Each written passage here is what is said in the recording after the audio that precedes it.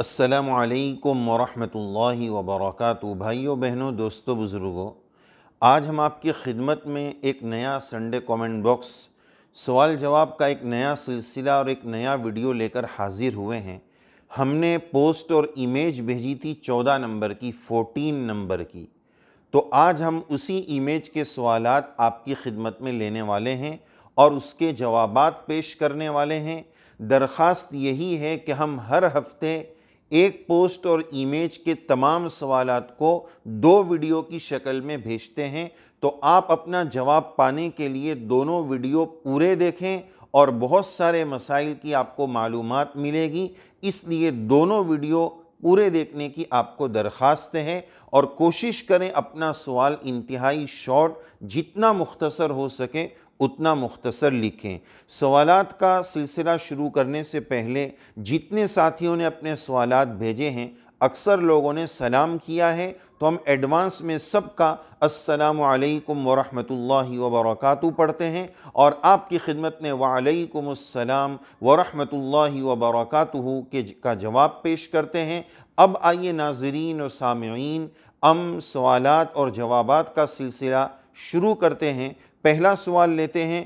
Abdul Wajid Baghban I D سے سوال یہ آیا ہے کہ رات میں جھاڑو لگانا اور آئینہ دیکھنا کیسا ہے؟ رات میں جھاڑو لگانا بھی جائز اور درست ہے، اس میں کوئی حرج نہیں ہے۔ یہ اغلاط العوام اور عوام نے جو غلط باتیں اپنے طور پر گھڑ لی ہے اس میں سے ہے، اور یاد رکھنا چاہیے اسلام میں کوئی اپشگون نہیں ہے، اسلام میں کوئی منحوسیت نہیں ہے کہ رات میں جھاڑو لگانے سے نحوست ہو جائے گی، رات میں آئینہ دیکھنے سے منحوس ہو جائیں گے، ایسی کوئی بات نہیں ہے۔ جب صفائی کی ضرورت پیش آ جائے تب جھاڑو لگا سکتے ہیں، چاہے دن کا وقت ہو چاہے رات کا وقت ہو، چونکہ عموماً کام کا وقت دن میں ہوتا ہے اس لیے دن میں لگائی جاتی ہے، لیکن رات میں بھی جھاڑو لگا لیں تو کوئی برائی کی بات اس میں نہیں ہے۔ دنیاوی اور شرعی اعتبار سے، ہر اعتبار سے اس میں کوئی خرابی نہیں ہے۔ اسی طرح رات میں آئینہ دیکھنے میں بھی کوئی خرابی نہیں ہے۔ ایسی بہت ساری توہمات اور اپشگون گڑھی ہوئی باتیں لوگ اپنی طرف سے گڑھ لیتے ہیں جس کا شریعت اور اسلام سے کوئی تعلق نہیں ہے۔ اگلا سوال لیتے ہیں سہیل شیخ آئی ڈی سے۔ وہ سوال یہ کرتے ہیں کہ نماز کے دوران اگر دوسری مسجد کی اذان ہو جائے تو کیا نماز میں اس اذان کا جواب دینا ہے؟ بالکل نہیں دینا ہے۔ ویسے بھی زبان سے جواب دینا کوئی فرض یا ضروری یا واجب نہیں ہے۔ اس وقت ہم چونکہ نماز میں ہیں تو پوری ہماری توجہ اسی نماز پر ہونا چاہیے اور اس نماز میں جو کچھ پڑھنا ہے اسی کے پڑھنے کا ہم کو اہتمام کرنا چاہیے۔ تیسرا سوال لیتے ہیں وسیم مفت آئی ڈی سے۔ ان کا سوال یہ ہے کہ صغیرہ گناہ، جو گناہ کی 2 قسمیں شریعت سے ثابت ہے، کبیرہ اور صغیرہ، تو یہ صغیرہ کا ڈیفینیشن کیا ہے؟ صغیرہ گناہ کس کو کہیں گے؟ اس سلسلے میں علماء نے کتابوں میں مختلف باتیں لکھی ہیں اور قرآن و سنت میں بعض گناہوں کو کبیرہ قرار دیا ہے اور بعض احادیث میں عدد بھی ملتے ہیں، لیکن یاد رکھنا چاہیے کہ کبیرہ اور بڑے گناہ کا کوئی متعین فکس فیگر اور متعین عدد نہیں ہے۔ علماء نے مختلف قسموں سے مختلف اعتبار سے فرق کیا ہے کہ وہ گناہ جس پر کوئی وعید آئی ہے وہ کبیرہ ہے، یا بعض نے یہ کہا ہے کہ اگر چھوٹے گناہ کو بھی بار بار کیا جائے، مداومت اور اصرار اس پر کیا جائے تو وہ بھی کبیرہ بن جاتا ہے۔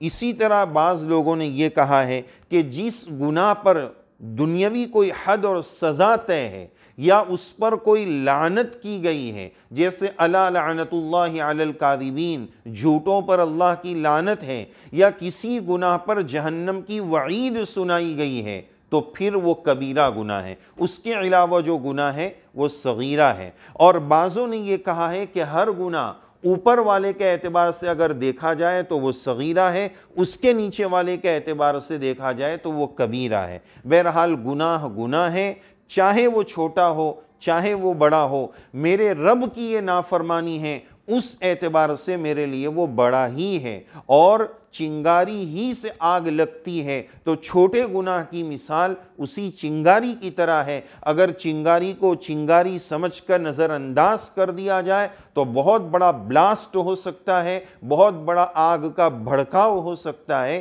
اس لیے گناہ چھوٹا ہو یا بڑا ہو، اللہ تعالیٰ سے دعا کرنی چاہیے، یا اللہ ہماری حفاظت فرما دیجئے، اور اگر ہو جائے تو سچی توبہ کی توفیق نصیب فرما دیجئے۔ اگلا سوال ہم لیتے ہیں منا مصطفیٰ شیخ آئی ڈی سے۔ سوال یہ ہے کہ کسی ایسے مقام پر جہاں 6 مہینے تک دن رہتا ہو اور 6 مہینے تک رات ہی رات رہتی ہو، تو ایسے ایریاز میں اور ایسی جگہوں پر 5 وقتوں کی نمازیں کیسے پڑھیں؟ اسی طرح روزے کا بھی مسئلہ ہے کہ اگر متعین وقت نہ ہوتا ہو تو اس سلسلے میں علماء کے مختلف اقوال ہیں، جیسے کہ بلغاریہ نامی ایک جگہ ہے، اور بھی جگہیں ہیں جن کے بارے میں یہ بات ملتی ہے، تو وہاں نماز پڑھنے کی ترتیب میں مختلف اقوال ہے۔ سب سے مضبوط بات اور سب سے اچھا قول جس کو علماء نے مختار اور پسند کیا ہے وہ یہ ہے کہ اس ایریے سے قریب، اس ملک سے قریب جس جگہ بھی 24 گھنٹے کا دن ہوتا ہو، وہاں جو 5 وقتوں کی نماز کا ٹائم ہوگا اسی کو فالو کرتے ہوئے ایسے مقام پر بھی 5 وقت کی نمازیں 24 گھنٹے کے اندر اندر پڑھ لی جائے۔ اس کے قریب ملک میں جہاں 24 گھنٹے کا دن ہوتا ہو، وہاں 5 نمازوں کا جو ٹائم ہو اسی کو فالو کرتے ہوئے ایسے مقام پر بھی نماز پڑھ لی جائے۔ یہ سب سے زیادہ پسندیدہ قول ذکر کیا ہے۔ اگلا سوال لیتے ہیں ماجد اختر آئی ڈی سے۔ سوال یہ ہے کہ گاڑی کا انشورنس اگر ضروری ہو تو اس کا کیا حکم ہے، اور اس انشورنس کو بینک کے سود اور انٹرسٹ سے بھر سکتے ہیں یا نہیں؟ پہلی بات تو یاد رکھنا چاہیے کہ انشورنس جائز نہیں ہے، درست نہیں ہے، اس میں سود، انٹرسٹ اور جوا اور سٹہ ہے، اس لیے انشورنس جائز نہیں ہے۔ لیکن بعض صورتوں میں جیسا کہ آپ نے سوال میں لکھا ہے کہ مجبوری ہے، اگر نہیں لیں گے تو گاڑی نہیں چلا پائیں گے، جس کو غالباً 3rd پارٹی انشورنس کہتے ہیں، تو ایسی مجبوری والا انشورنس لینے کی گنجائش اور اجازت ہو سکتی ہے کہ اس کے بغیر چارہ کار نہیں ہے۔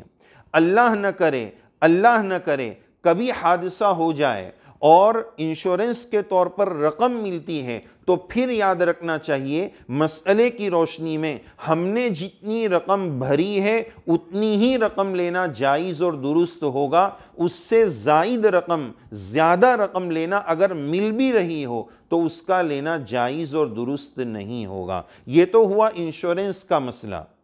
اب مجبوری والے انشورنس میں بینک کے انٹرسٹ کا پیسہ بھرنا، یہ بھی جائز اور درست نہیں۔ بینک کے سود کو اس انشورنس میں دینا، بینک کے بیاج اور انٹرسٹ کے پیسے کو انشورنس کے پیسے میں دینا، یہ بھی جائز اور درست نہیں ہوگا۔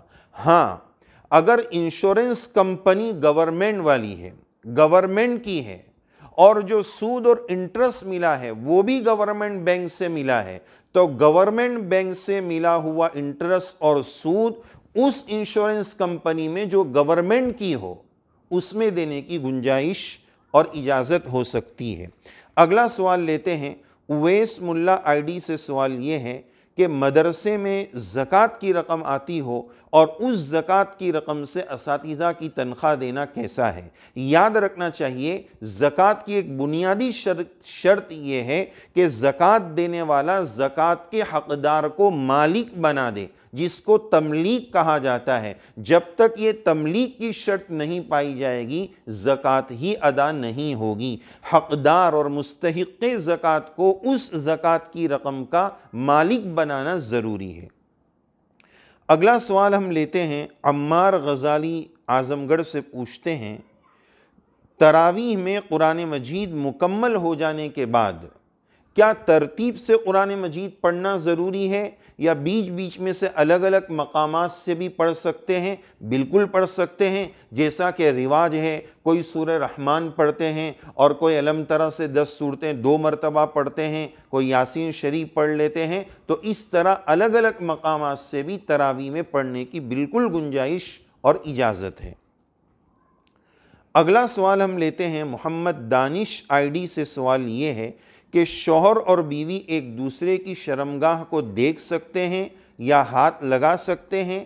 ہاتھ لگانے کی گنجائش تو ہے، لیکن شرمگاہ کو دیکھنا یہ بے ادبی ہے، خلاف ادب ہے۔